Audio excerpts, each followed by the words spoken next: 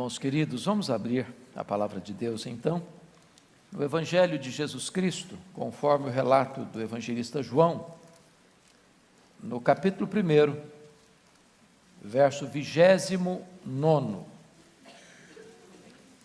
João, capítulo 1, verso 29.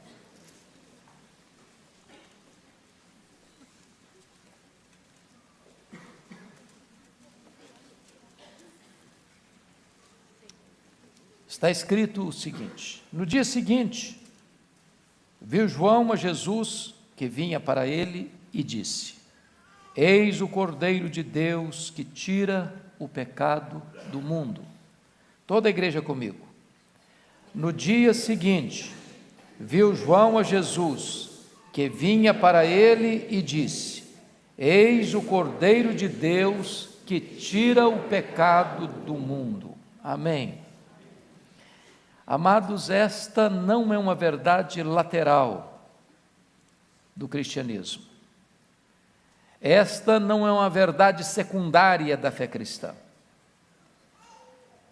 Esta é a verdade essencial e central das Escrituras. O Evangelho de João, mais do que qualquer outro, nos apresenta Jesus. É este Evangelho quem apresenta Jesus assim, e Jesus se autoafirmando: eu sou o pão da vida, eu sou a luz do mundo, eu sou a porta, eu sou o bom pastor, eu sou a ressurreição e a vida, eu sou o caminho e a verdade e a vida, eu sou a videira verdadeira. Mas agora é João Batista o precursor, que ao ver Jesus vindo ao seu encontro, aponta para ele e diz: Eis o Cordeiro de Deus que tira o pecado do mundo. Quando João pregava no deserto da Judeia, diz a Bíblia que as multidões fluíam de Jerusalém, de toda a Judeia e das vilas da Judeia, e rumavam para o deserto para serem batizadas, confessando os seus pecados. E diz a Bíblia que João pregava arrependimento para perdão de pecados, mas agora ele aponta como isso podia acontecer. Eis o Cordeiro de Deus que tira o pecado do mundo. E agora a Bíblia vai nos apresentar esse Cordeiro. Lá em Gênesis 22, este é o Cordeiro suficiente para uma família. Lá em Êxodo capítulo 12, ele é o Cordeiro suficiente, no capítulo 22 de Gênesis, para uma única pessoa, digo. E em Êxodo 12, ele é suficiente para uma família.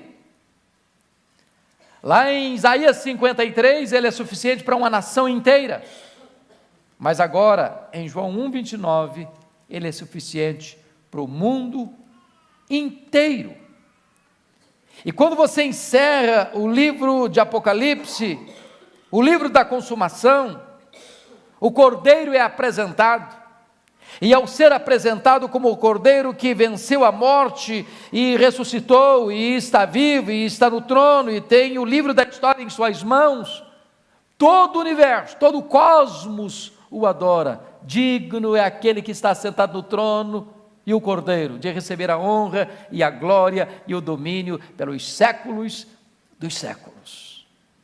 Eu gostaria então de, à luz desse versículo, apresentar 3 verdades para os irmãos. Primeiro, a identidade do Cordeiro. Segundo, a necessidade do Cordeiro. Terceiro, a missão do Cordeiro. Sobre estas 3 verdades fincadas no texto, é que nós partilharemos com vocês o Evangelho nesta noite. Em primeiro lugar, vejamos a identidade do Cordeiro. É interessante que João está apontando para Jesus como Cordeiro, e ele fala, portanto, então, do seu caráter. Cordeiro em si já implica ser manso e humilde. Esse é o caráter de Cristo. Não poderia ser outra figura a não ser Cordeiro. Segundo, o Cordeiro era, para o sacrifício, o Cordeiro imaculado. isso também fala de Jesus. Ele não teve pecado, não havia dolo na sua boca, não havia nenhuma maldade no seu coração. Ele foi o único ser que, pisando o nosso planeta, não teve pecado pessoal. Mas ele é o cordeiro paciente no sofrimento. Foi levado para o matadouro, mas não abriu a sua boca. Foi levado para a cruz, para o sacrifício, mas não invocou maldição sobre os seus exatores. E diz a Escritura então, que isto trata de Jesus, o Cordeiro de Deus. E agora vamos ver que isso tudo fala do grande sacrifício pelo pecado. Eu queria então fazer uma passeada pela Bíblia para entendermos a consumação desta verdade aqui em João 1:29. Primeiramente, Jesus é o Cordeiro substituto, está lá em Gênesis 22, versículo 8, versículo 13. Diz a Bíblia que Deus chega para o pai da fé, Abraão, depois que ele já tinha experimentado o glorioso milagre de uma espécie de ressurreição no seu corpo, que já estava amortecido, sua mulher avançada em idade, ainda estéril, e Deus cumpre na vida deste casal a promessa de dar a eles o herdeiro das promessas. Foi uma grande alegria para aquele casal, Abraão e Sara. Quando Isaac já está grande, Deus aparece para Abraão e diz: Abraão, vai ao Monte Moriá, ao monte onde te mostrarei, e oferece ali o teu filho, o teu único filho a quem amas, em sacrifício. Diz a Bíblia que Abraão não duvidou, que Abraão não protelou, e que ele então prepara um animal, prepara a lenha, prepara o fogo, prepara o cutelo, chama 2 servos, e numa viagem longa de 3 dias se dirige ao monte do sacrifício. Quando chegaram ao sopé do monte, Abraão disse para os seus 2 servos: fiquem aqui, que eu e o rapaz vamos adorar, tendo adorado, voltaremos. Quando eles estão saindo, Isaac pergunta para o pai: papai, aqui está a lenha, aqui está o fogo, aqui está o cutelo, mas onde está o cordeiro para o sacrifício? E Abraão responde: Jeová Jirê, Deus proverá para si, meu filho, o sacrifício. E Abraão vai para o cume do monte, prepara o altar, coloca o seu filho sobre o altar, crendo que Deus haveria até mesmo de ressuscitar Isaac. E quando ele ergue a sua mão, Deus diz desde os céus: Abraão, Abraão, não faças nenhum mal ao menino, agora sei que tu me temes. E quando ele se volta para o lado, havia um cordeiro substituto, preparado por Deus para aquele sacrifício. Jesus é este cordeiro substituto. Esta cena de Gênesis 22 apontava para o Calvário. Lá Deus havia providenciado o cordeiro para ser sacrificado no seu lugar. Mas lá em Êxodo capítulo 12, versículos de 11 a 13, Jesus é o cordeiro pascal. A Bíblia diz que Deus estava libertando o seu povo da amarga escravidão do Egito. Deus havia desbancado o panteão de deuses do Egito. As 9 pragas que assolaram aquela terra, era Deus destruindo aquelas divindades pagãs. Agora chegara o momento decisivo da libertação do povo, da saída do povo da escravidão, e naquela noite fatídica, todos os primogênitos do Egito seriam mortos. Mas Deus orientou o seu povo: cada família sacrifique um cordeiro, cada família passe o sangue desse cordeiro nos batentes das portas, e à noite, quando o anjo do juízo de Deus vir para executar a morte dos primogênitos, ao ver o sangue nas vergas das portas, ele passará por cima e não aplicará ali o juízo, porque ali o juízo já havia sido exercido no cordeiro da Páscoa, no cordeiro substituto. Notem vocês que os primogênitos de Israel não foram poupados da morte porque eram melhores do que os primogênitos egípcios, não é porque eles eram mais virtuosos, não é porque eles eram mais santos. A diferença entre os que morreram e os que foram poupados não tinha a ver com virtudes pessoais, com obras pessoais, tinha a ver exclusivamente estar debaixo do sangue ou não estar debaixo do sangue. Isso aponta para Jesus. Não há outro meio de você ser salvo a não ser pelo sangue de Jesus. Não importa quem é você, a família de onde você vem, a profissão que você exerce, a sua posição social, a sua posição econômica, nem os seus predicados morais, nem mesmo as suas obras meritórias, possivelmente que você entenda sê-las, mas a única diferença entre os que perecem e os que não perecem, os que são salvos e os que estarão eternamente perdidos, é se você está debaixo do sangue do Cordeiro de Jesus Cristo, o sangue de Jesus. Mas, além de ser o Cordeiro Pascal, porque notem vocês que Paulo, entendendo isso, diz que nós não temos mais a festa da Páscoa. Acabou a festa da Páscoa. Sabem por quê? Porque a festa da Páscoa era uma sombra. Jesus é o Cordeiro Pascal. Ele chegou, a sombra não precisa mais, ele é a realidade. E hoje já lemos aqui, o sangue de Jesus nos purifica de todo o pecado.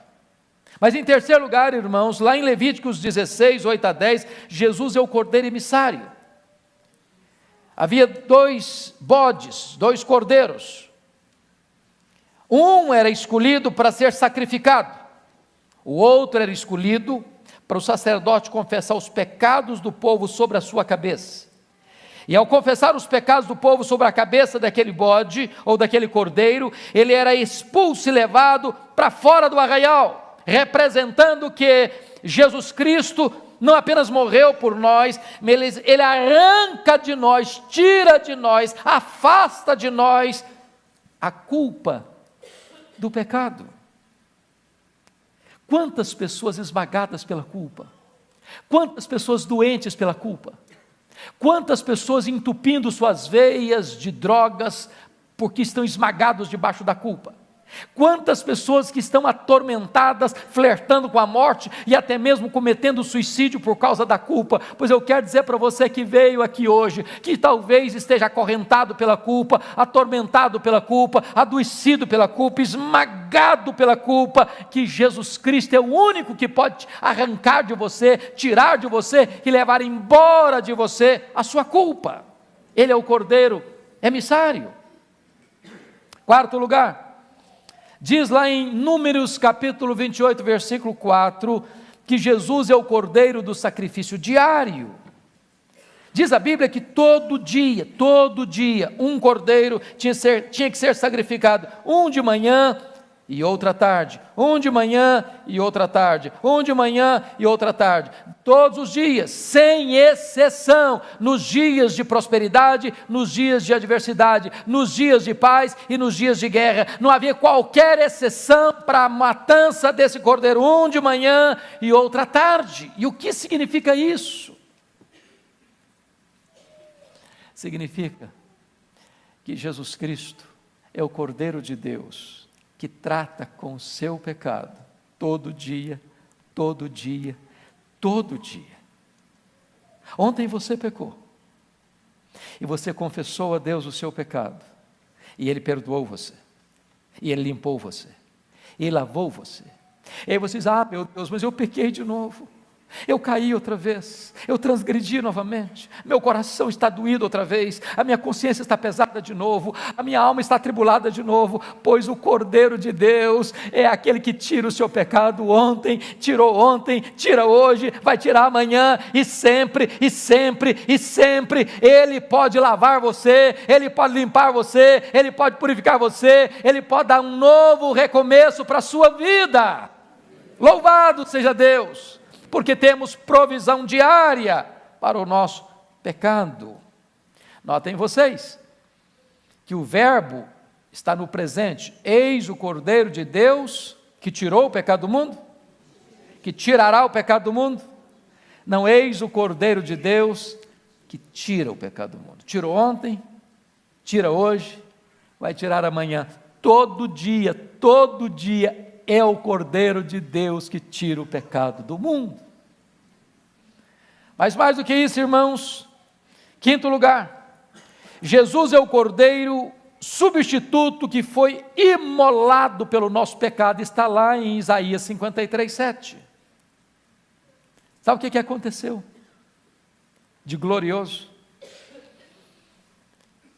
É que está na Escritura, lá em Apocalipse capítulo 13, versículo 8, que o Cordeiro de Deus foi morto desde a fundação do mundo. Sabe o que significa isso? Deus não precisou lançar mão de um plano B porque o plano A fracassou.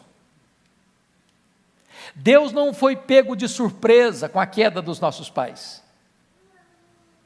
Deus não precisou de última hora arranjar um plano para remediar a situação, porque Ele não sabia que os nossos pais iam pecar lá no Éden. Antes de Deus criar os céus e a terra, antes do sol brilhar, antes das estrelas aspergirem a sua luz, antes dos anjos ruflarem as suas asas, antes do mar cheio de peixes pudesse existir e a terra engrinaldada de flores pudesse existir, Deus já havia providenciado o substituto para morrer no seu lugar, em seu favor, para dar a você pleno perdão e redenção.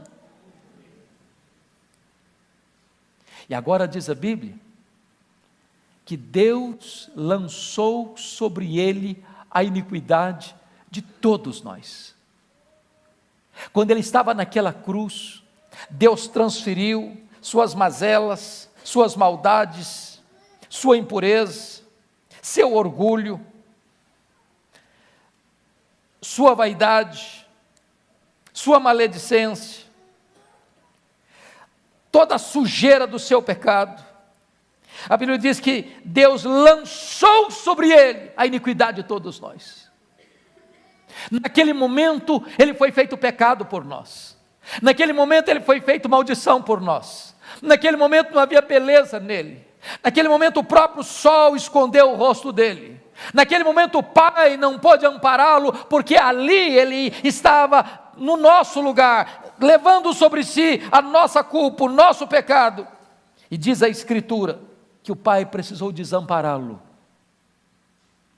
porque o salário do pecado é a morte, e a lei exigiu que ele morresse, para que você e eu pudéssemos viver.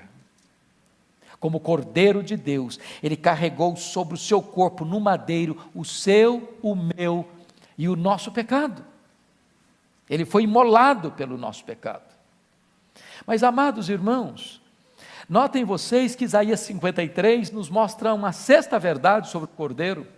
Ele é o Cordeiro que foi levado para o matadouro sem abrir a sua boca. É claro que um animal, quando era levado para ser sacrificado, para ser imolado, ele ia para o altar esperneando, ele ia contra gosto, ele ia sem saber o que estava acontecendo. Mas Jesus Cristo, ao ir para a cruz, ele sabia exatamente o que estava acontecendo. Para isso ele veio ao mundo. Deliberadamente ele foi para a cruz. Conscientemente ele foi para a cruz. E apesar de saber que naquele momento ele que não tinha pecado, foi feito pecado, ele que era bendito, foi feito maldição, ele que era o amado do Pai, foi rejeitado pelo próprio Pai naquela cruz. Ele que era santo, santo, santo, sorveu cada gota daquele cálice da ira de Deus. E não obstante tudo isso, ele vai para aquela cruz, sem abrir a sua boca, não invocando maldição sobre aqueles que zombaram dele, sobre aqueles que o acusaram injustamente, sobre aqueles que o condenaram à morte, morte e cruz, nem daqueles que zombavam dele ali no topo daquela montanha do Calvário. Ele voluntariamente, humildemente, mansamente, oferece a sua vida em nosso favor, em nosso lugar. Mas notem mais, amados, em sétimo lugar, Jesus é o Cordeiro que venceu a morte. E esta é a apoteose da revelação bíblica, porque agora você encontra o evangelista João na ilha de Patmos, tendo uma visão do céu aberto, a visão do trono de Deus assentado no trono, de Deus reinando no universo, de Deus sendo exaltado pelos seres celestiais, exaltado pela igreja glorificada. E a Bíblia diz que agora aquele que está no trono tem na mão um livro de todo selado com 7 selos. E diz a Bíblia que uma voz ecoa no céu: quem é digno de abrir o livro e desatar-lhe os selos? E esta voz percorre o céu, e esta voz percorre a terra, e esta voz percorre debaixo da terra, e nenhum anjo, e nenhum arcanjo, e nenhum querubim, e nenhum serafim, e nenhum rei, e nenhum homem, e nenhum demônio é capaz, e suficientemente capaz, de abrir o livro e desatar-lhe os selos. E diz a Bíblia que João chorava muito. É o momento do desespero. Mas diz a Escritura que um anjo forte diz a ele: não chores, João, não chores. Eis que o leão da tribo de Judá, a raiz de Davi, venceu para abrir o livro e desatar-lhe os selos. Quando ele se volta para ver o leão, ele não vê o leão, ele vê um cordeiro como tendo sido morto. O cordeiro que venceu a morte. E esse cordeiro agora toma o livro nas mãos. Ele está sentado no trono, ele tem competência para desatar os selos, abrir o livro, dar sentido à história. E quando você termina o capítulo 5 de Apocalipse, você vai ver não só os anjos, não só a igreja glorificada, mas todo o universo glorificando aquele que está sentado no trono e ao Cordeiro, dizendo: aquele que está sentado no trono e ao Cordeiro, seja a honra e a glória e o domínio pelos séculos dos séculos. Este é o Cordeiro glorificado de Deus, exaltado de Deus. Pois bem, amados, é a este Cordeiro que João olha vindo ao seu encontro e diz para a multidão que o cerca: eis o Cordeiro de Deus que tira o pecado do mundo. Louvado seja o Senhor por verdade tão magnífica e tão gloriosa. Eu quero que você note uma coisa. João não apresenta Jesus como mestre, e embora ele é mestre. João não apresenta Jesus como rei, embora ele seja o rei. João não apresenta Jesus como profeta, embora ele seja o profeta. João não apresenta Jesus como nosso exemplo, embora ele seja o nosso exemplo. João apresenta Jesus como Cordeiro, o nosso substituto. Você e eu não somos salvos por aquilo que ele nos ensina, nós somos salvos pela sua morte. É a morte do Cordeiro de Deus que traz para nós redenção, perdão e vida eterna. Muito bem, queridos, vamos olhar o segundo ponto então desse texto, que é a necessidade do Cordeiro. Eis o Cordeiro de Deus que tira o pecado do mundo. Prestem bem atenção, amados, quando Deus vai criar o universo, vastíssimo universo, insondável universo, com bilhões de anos-luz de diâmetro, bastou para Deus dizer: haja e houve. Quando Deus foi criar o homem, bastou Deus pôr a mão no barro, modelar o barro e soprar no barro, e o homem tornou-se alma vivente.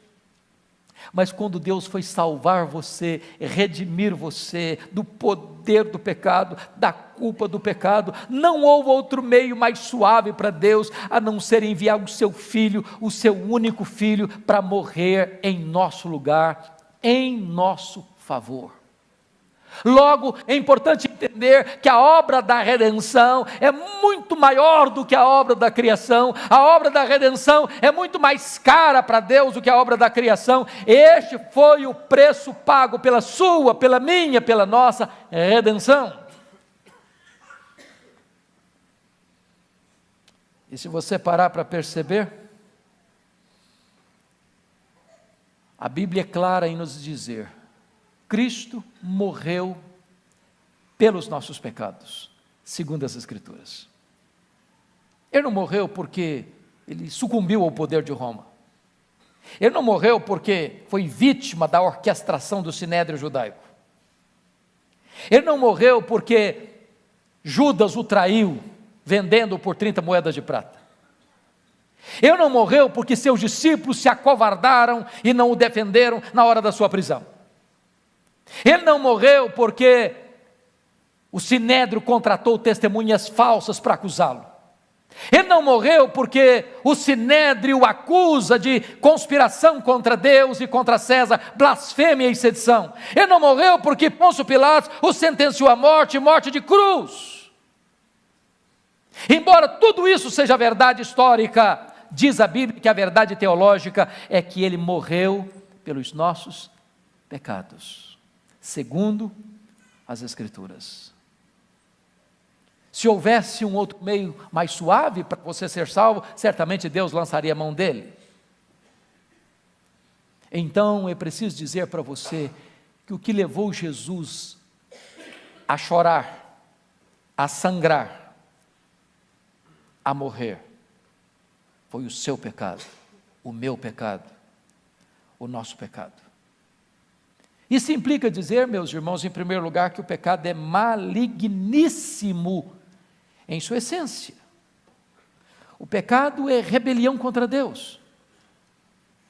O pecado é a escolha do mal em vez da escolha do bem.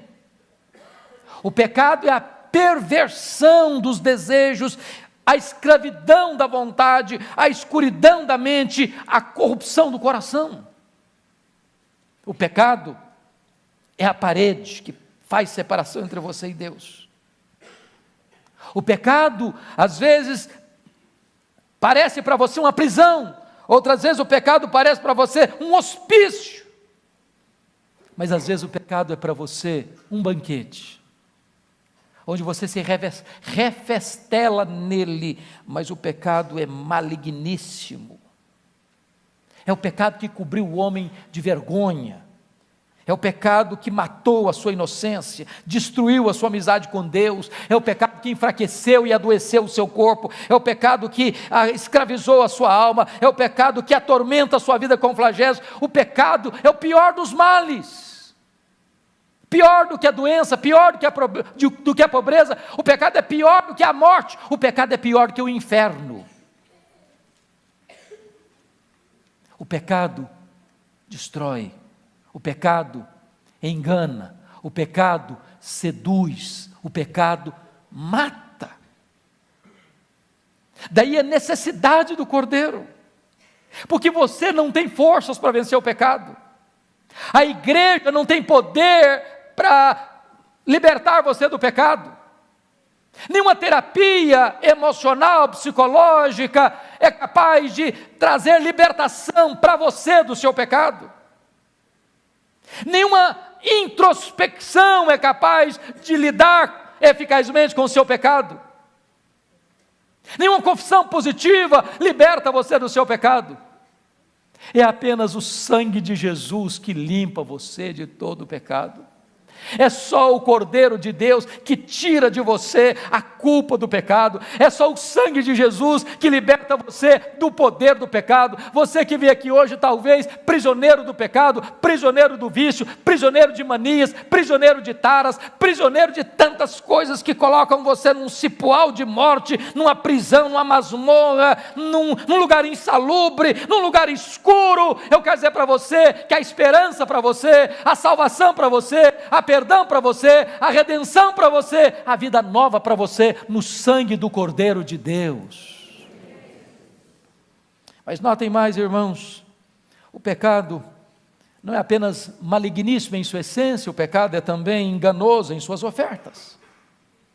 Convenhamos, irmãos, convenhamos, o pecado dá prazer, pelo menos momentâneo.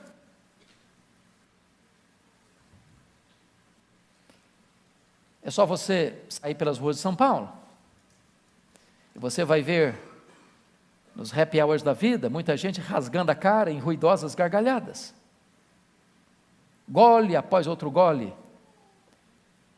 muita alegria. As pessoas celebram, as pessoas festejam, As pessoas curtem. As pessoas bebem todas as taças dos prazeres, da sensualidade.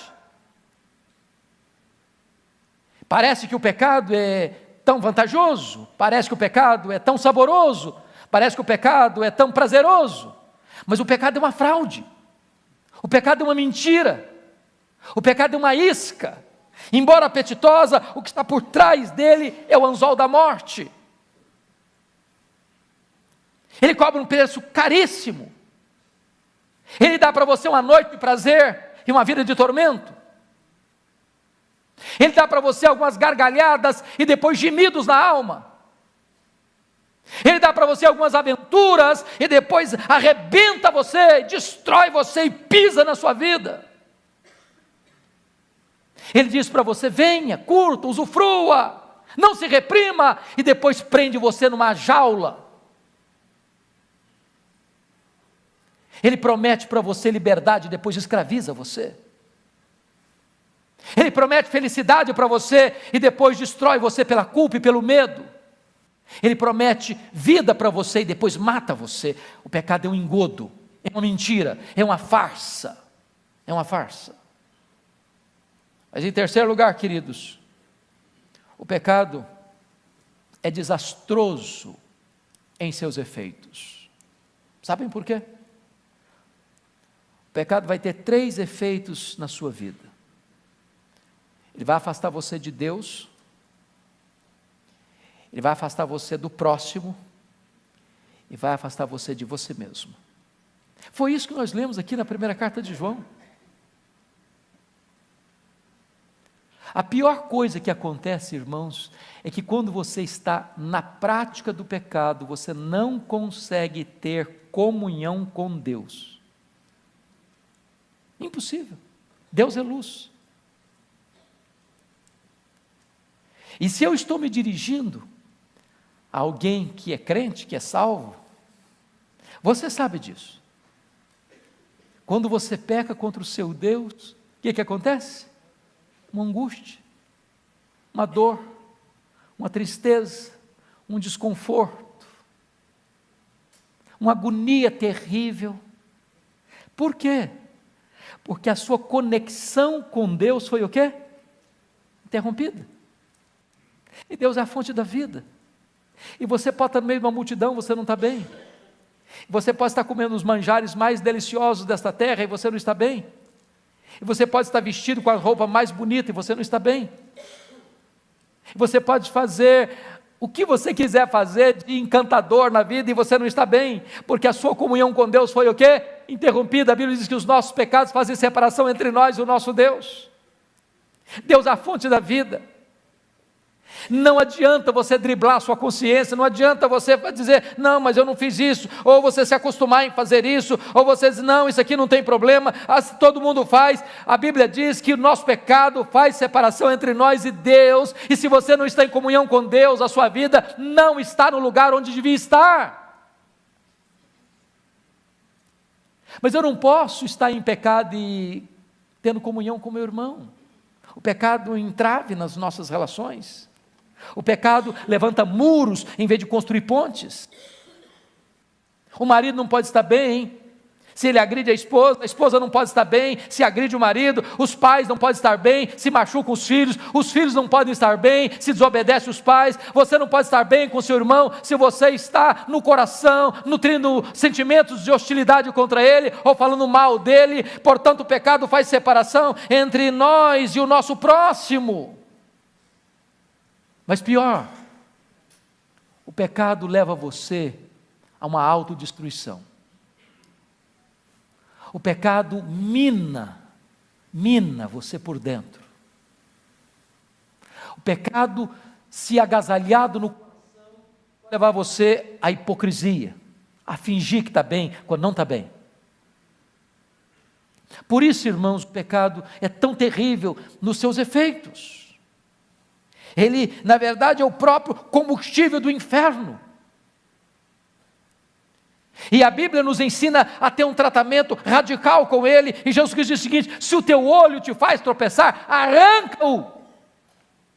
É melhor entrares caolho no céu do que todo o seu corpo ser lançado no inferno. Se a tua mão te faz tropeçar, corta, porque é melhor entrares maneta no céu do que todo o seu corpo ser lançado no inferno. O que Jesus está querendo dizer é o seguinte: seja radical com o pecado, não faça concessão ao pecado, não brinque com o pecado, não tolere o pecado, não brinque achando que você pode saber qual é o seu limite, até onde você pode ir, a hora que você deve parar. Você e eu não sabemos. O pecado é maligníssimo, porque nos priva do maior bem, comunhão com Deus, nos priva dos maiores privilégios da vida, estarmos bem com o nosso próximo e com nós mesmos. Mas aí, irmãos queridos, tem o terceiro ponto da nossa mensagem, que é a missão do Cordeiro. Eis o Cordeiro de Deus, que tira o pecado do mundo. Então vamos entender algumas coisas aqui, irmãos. Primeiro, a natureza dessa missão. O Cordeiro de Deus veio para quê? Tirar o pecado do mundo. Ele não veio para dar outro nome ao pecado. Ele não veio para dizer que o pecado é apenas uma doença, porque hoje nós tentamos amaciar as coisas, não é verdade? Nós tentamos psicologizar a teologia. Hoje, batedor de carteira é doença, é um cleptomaníaco.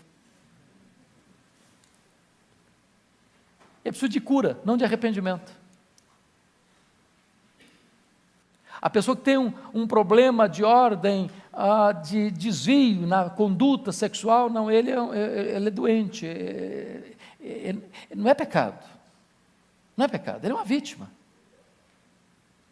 Nós estamos abrandando as coisas, amenizando as coisas, botando panos quentes, dizendo que pecado não é pecado. Jesus não veio para desculpar o pecado, ele não veio para encobrir o pecado, para que o pecado não apareça. A Bíblia diz que o Cordeiro de Deus veio para quê? Tirar o pecado. Tirar o pecado. Esse pecado que tenazmente nos assedia, esse pecado que como fuligem tenta grudar no nosso coração, na nossa mente, na nossa alma, Jesus veio para tirar. Louvado seja Deus, Ele tem poder para tirar. Ele tem poder para quebrar o poder do pecado. Ele veio exatamente para isso, para derrotar o pecado, para destruir o pecado, para tornar você livre, para Ele dar a você livre, pleno e absoluto perdão. Ele veio para tirar o pecado. Essa é a natureza da sua missão. Mas de que maneira Ele fez isso? Com uma palavra? Saia pecado. Como Ele expulsou demônios? Não. Jesus não deu uma ordem, saia pecado. Jesus venceu o pecado, morrendo por ele, pagando o preço, como seu substituto, sofrendo o golpe da lei que você e eu devíamos sofrer. E no momento que ele morreu pelo nosso pecado, ele nos livra da culpa do pecado. No momento em que Ele nos reveste com o poder do Seu Espírito, nos cobre com o Seu sangue, Ele nos livra do poder do pecado. Bendito seja Deus, a esperança para nós. A esperança para nós. E talvez você que veio aqui hoje, tenha andado envergonhado, cabisbaixo, vencido. Quem sabe você tem andado na coleira do diabo, o diabo esmaga você, oprime você, humilha você, e diz para você, bote a cabeça aí na coleira, e você põe a cabeça na coleira, e vive escravizado, pois hoje pode raiar a liberdade para a sua vida. O Cordeiro de Deus tira o pecado do mundo. Mas notem, meus irmãos, em segundo lugar, o alcance dessa missão. Eis o Cordeiro de Deus que faz o quê? Tira o pecado de quê? Do mundo. É claro, meus amados, que João não está aqui ensinando universalismo. Universalismo é a ideia de que todas as pessoas serão salvas sem exceção. Mundo aqui é que todas as pessoas podem ser salvas sem acepção.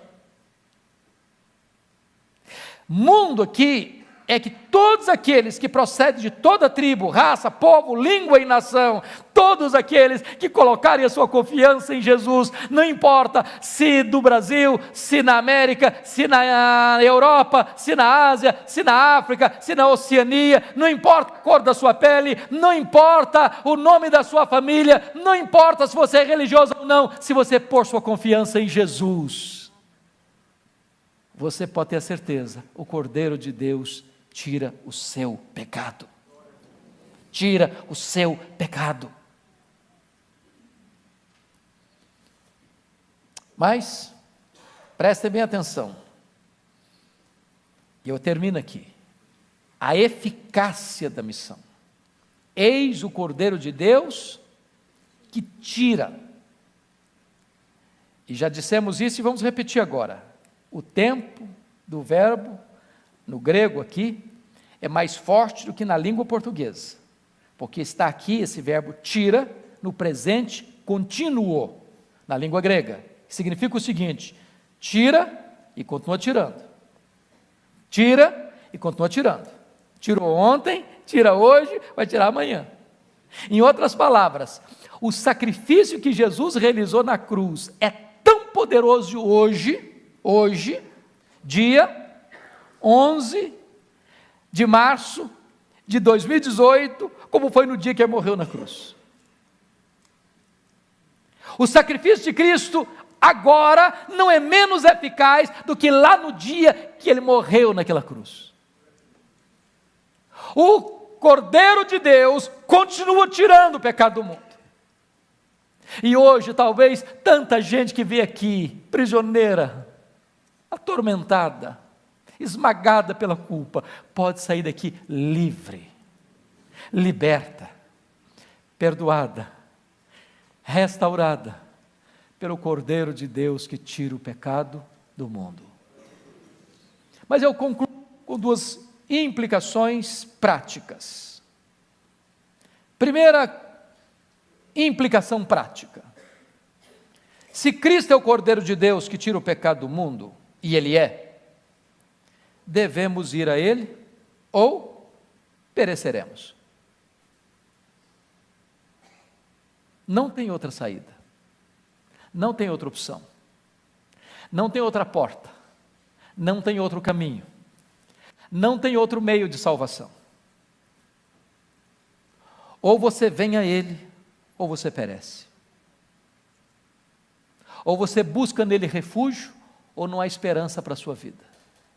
Como você pode escapar se você negligenciar tão grande salvação?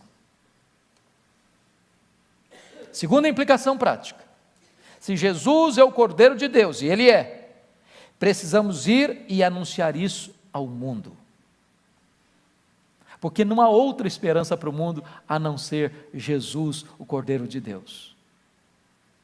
Nenhuma religião pode oferecer esperança, nenhuma igreja pode oferecer esperança, nenhum pastor pode oferecer esperança, nenhum bispo pode oferecer esperança, nenhuma doutrina pode oferecer esperança. A esperança está em Jesus, o Cordeiro de Deus que tira o pecado do mundo.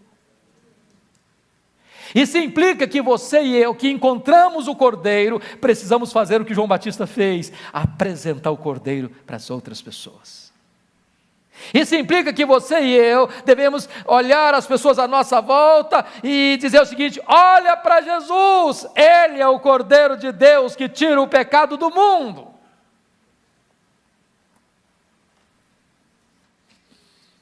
Nós não temos não temos melhor mensagem, não temos maior mensagem, não temos mensagem mais urgente do que esta. Ou as pessoas escutam isso, ou elas perecerão em seu pecado. Eu queria que você, nesse momento, curvasse a sua fronte, fechasse seus olhos.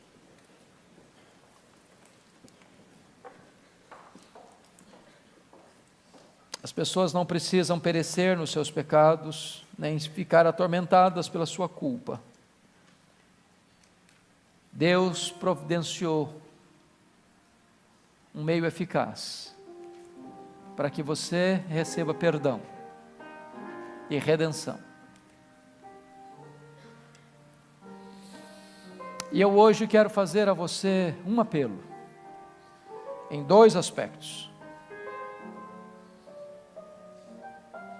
O primeiro deles é para aqueles que hoje querem colocar a sua confiança em Jesus.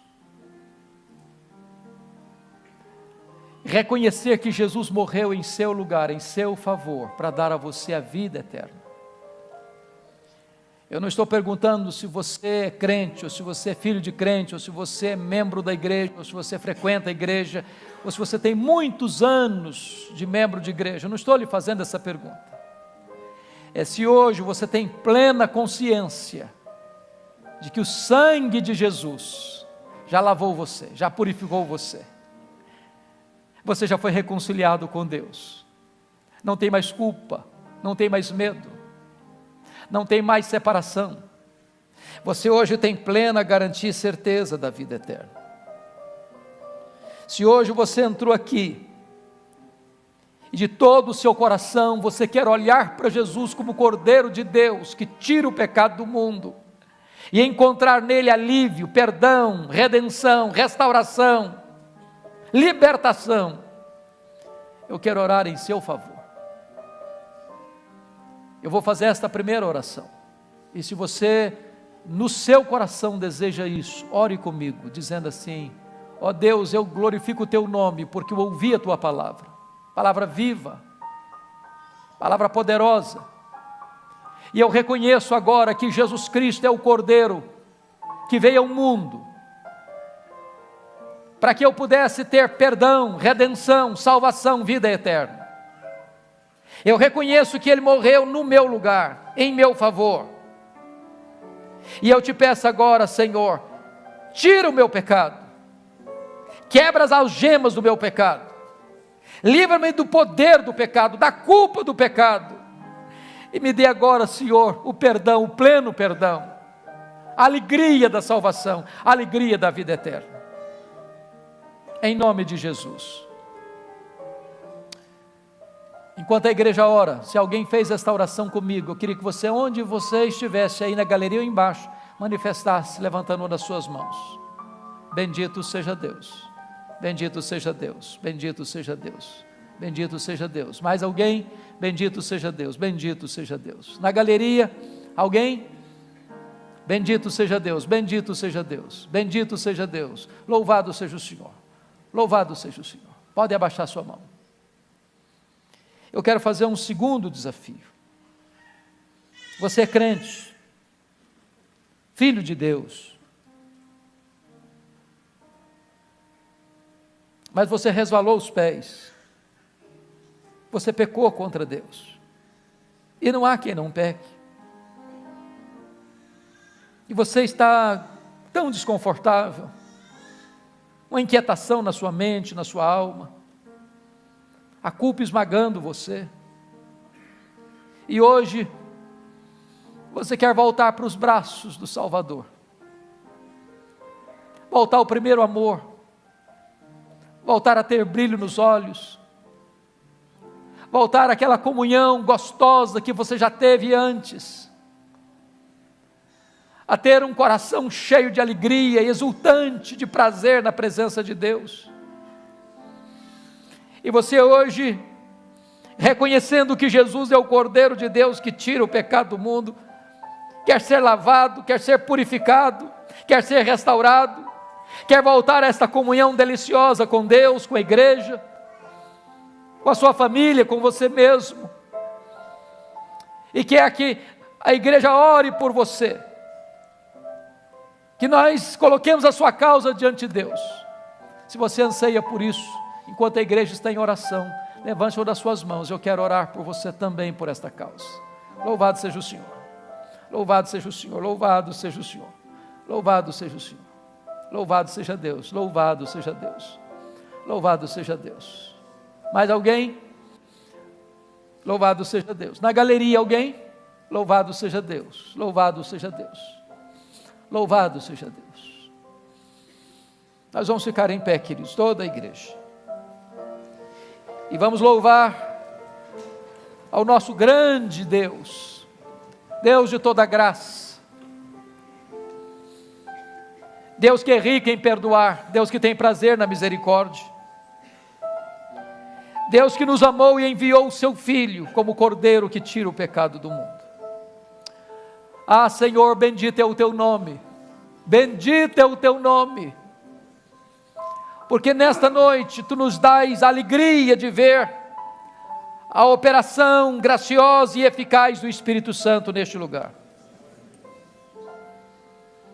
Hoje nos dás a alegria de ver o banquete da reconciliação, a bênção de corações quebrantados se voltando para Ti, buscando em Jesus Cristo refúgio, perdão, redenção e vida eterna, buscando nele também, Senhor, a purificação, para o retorno da comunhão, da delícia que é estar face a face contigo, desfrutando do primeiro amor. Meu Deus, se alguém entrou aqui hoje prisioneiro do pecado, que essas algemas sejam quebradas pelo sangue do Cordeiro. Se alguém entrou aqui, Senhor, esmagado pela culpa, que essa culpa seja dissolvida como névoa, e a alegria da salvação inunde esse coração. Se alguém entrou aqui, meu Deus, fraco, tropeçando aqui, ali e acolá, que hoje saia daqui fortalecido pelo poder do Espírito Santo, que Tu renove o nosso coração, que Tu alegres a nossa alma, que Tu nos dês, meu Deus, a alegria de estar face a face contigo, pelo mérito do sangue do Cordeiro, o Cordeiro que tira o pecado do mundo. Louvado seja o Teu nome, em nome de Jesus, aleluia, amém.